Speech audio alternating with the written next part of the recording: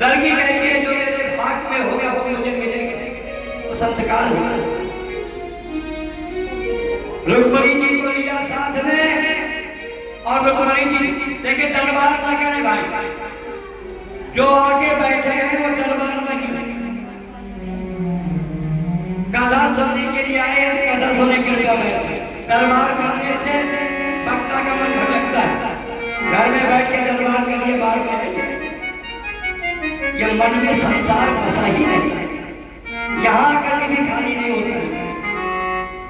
भगवान ने कहा कि रुक्मणी तो मेरे रथ पर आ गई, तो ये सभ्यता नहीं।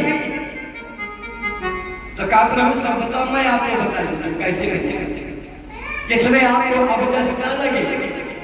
रुक्मणी जी आई और आकर के रथ की लगाम को पकड़ लिया और श्री कृष्ण भगवान से वो पीछे कर दिया और रुक्मणी जी आगे हो गई।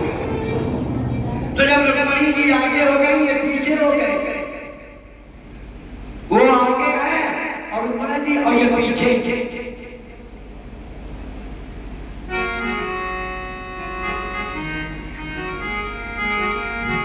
किसी नारद जी आगे बीच में कहा ये क्या है, कहा कुछ नहीं है। कहा क्या है, इसका मतलब क्या है आपका?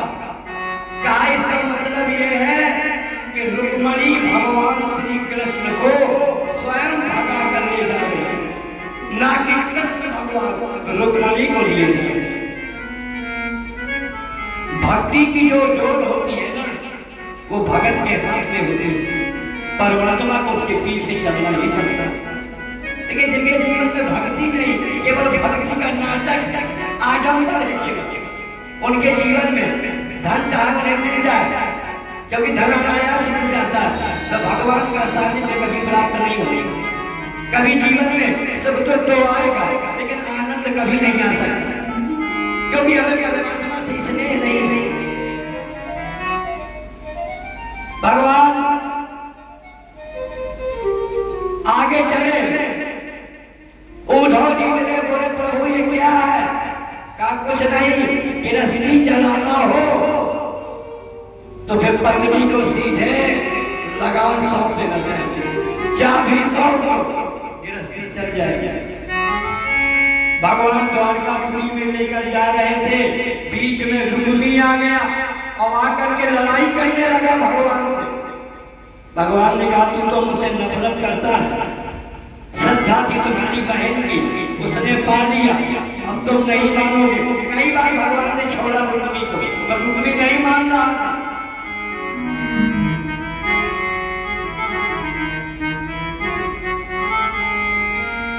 भगवान उसको दो चार मुक्के और मारे, लेकिन रुक्मणी जी ने कहा महाराज, कहा क्या है? कहा छोड़ दो। कहा आप इसको छोड़ दो।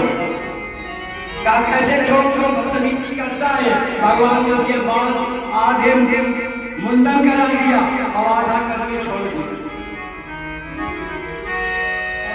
द्वारिका में भगवान ले आए और वहां पर जो है ला करके भीष्म जी को फिर वापस भगवान ने दिया वहीं पर। हेलो, जैसे ही भगवान कृष्ण रुक्मणी के पास पहुंचने ही वाली थी, रुक्मणी जी ने कहा पहरेदारों से, राहों पे नजर रखना, होठों पे दुआ रखना, आ जाए प्रभु सायद